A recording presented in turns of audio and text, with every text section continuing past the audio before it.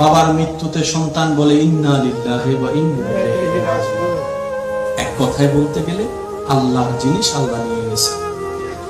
আমার বাপ তো আমার আল্লাহর জিনিস, মানে রব বলে যে তোর বাপ দরকার, সেজন্য কিছুদিন ঢাকার জন্য তোকে বাপটা দিছি যে, কিন্তু বান্দাটা আমি আল্লাহরই। তোর মা ডাকা দরকার, সেজন্য মা ডাকার জন্য একজন দিছি যে, কিন্তু তোর মাটা আমার রবের বান্দা, এটা আগের। মনোযোগ আছে? সবগুলা কার? আল্লাহ। সবগুলা কার? সৃষ্টি জগতের সবগুলা রব বানিয়েছেন কাদের জন্য?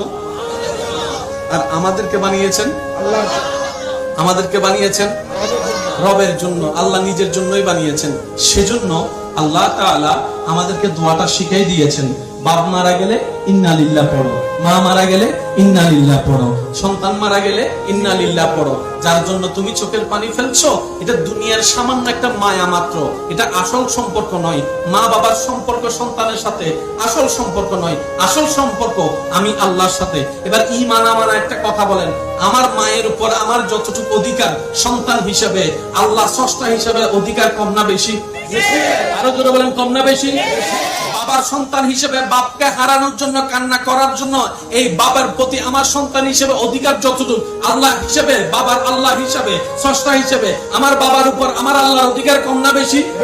সেজন্য রব বলে, আমি যখন কাউকে টেনে নিয়ে আসবো, তুই কান্না করিস না, আজাহারি করিস না, তুই এরকম আহাজারি করিস না। কারণ বান্দাটা যার জন্য তুই কান্না করছস, সেটা তোর 10 বছরের 20 বছরের বাপ, কিন্তু আমি রবের বান্দা সে হাজার হাজার বছরের।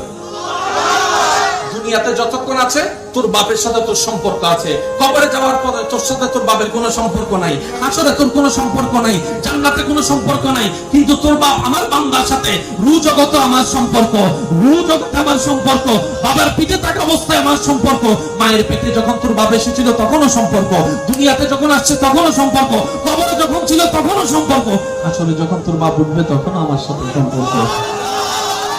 সেজন্য অধিকার হক কার বেশি? জোরে বলেন, কার বেশি? এবার বলেন, সবকিছু কার? সবকিছু কার? সৃষ্টিকে বানিয়ে দিলেন কাদের জন্য? আমাদেরকে রাখলেন নিজের জন্য, আমাদেরকে রাখলেন নিজের জন্য। বলেন, আমাদেরকে রাখলেন। রব এখন চাই কি জানেন? রবের চাওয়া একটাই, বান্দা তোর যা দরকার আমি দিব, যখন দরকার আমি দিব, যেভাবে দরকার আমি দিব। তুই বান্দা আমার হাতে হা মিলাই চল, নাতে না মিলাই চল। তোর নিজের চাওয়াকে দাম দিস না, নিজের ইচ্ছাকে দাম দিস না, বন্ধুর সে বাজে কথাকে দাম দিস না, বউয়ের কথাকে দাম দিস না, স্বামীর কথাকে দাম দিস না। আমি আল্লাহর কথাকে দাম দে, আমার নবীর কথাকে দাম দে। সুবহানাল্লাহ।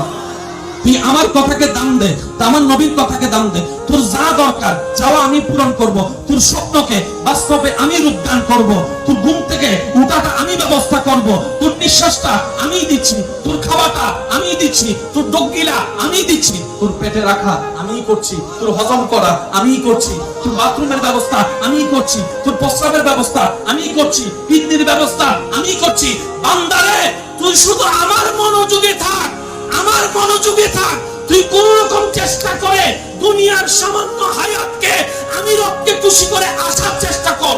তুই দুনিয়াতে শয়তানের মুখে লাথি মেরে আমাকে খুশি করে আয়, হাসরের ময়দানে আমি আল্লাহ তোকে খুশি করে দিব।